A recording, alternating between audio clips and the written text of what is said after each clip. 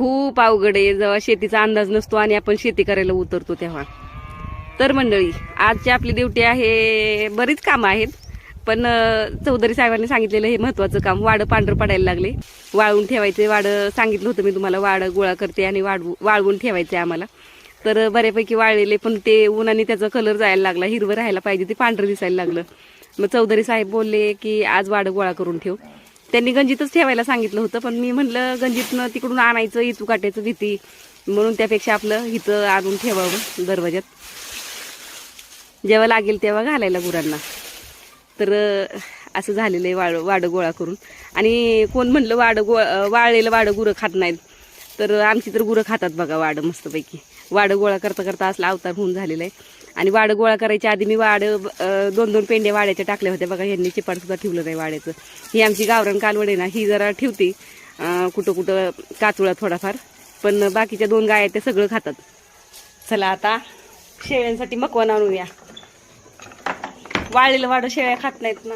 अरे ब्राईटनेस येते तोंडावर. वाळलेलं वाडं शेळ्या खात नाहीत. मग आता मकवान घेऊन येऊया, म्हणजे संध्याकाळी धार काढल्यावर, धार नाही आता धार सोडून दिली कालवड्याची, संध्याकाळच्या वैरणीसाठी होऊन जाईल मकवान. मग कामच ओके गुरांचं. तर मंडळी, मी जी बोलत होती ना सुरुवातीला की नवीन शेतकरी असल्यावर शेती करणं आणि त्यातमध्ये कमी पाण्याच्या विहिरीमध्ये शेती करणं, एवढी मोठी शेती आणि त्याला एक विहीर, ती पण पाणी पुरत नाही त्याला. तर हे बघा, हे असं होऊन बसतंय. आत्ताशी कुठं कांदा आमचा हल्ला, जरा बरा वाटायला लागलाय. परत एकदा तण झाले, अजून एकदा ह्याला खुरपणी करायला लागणार आहे. आणि ह्याला दोन वेळा तणनाशक मारल्यामुळं कांदा थोडा आमचा इरमला. आणि हे बघा, ही ज्वारी, ही जी गवतातली ज्वारी दिसती का, ही सगळं कडवाळाचं रान होतं.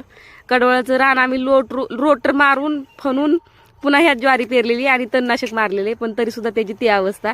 ज्या रानामध्ये ज्वारी नव्हती ना, म्हणजे कडवळ नव्हतं ना, त्या रानातली ज्वारी चांगली आली, आणि ज्या रानात कडवळ होतं त्यातली ज्वारी सगळी बसली.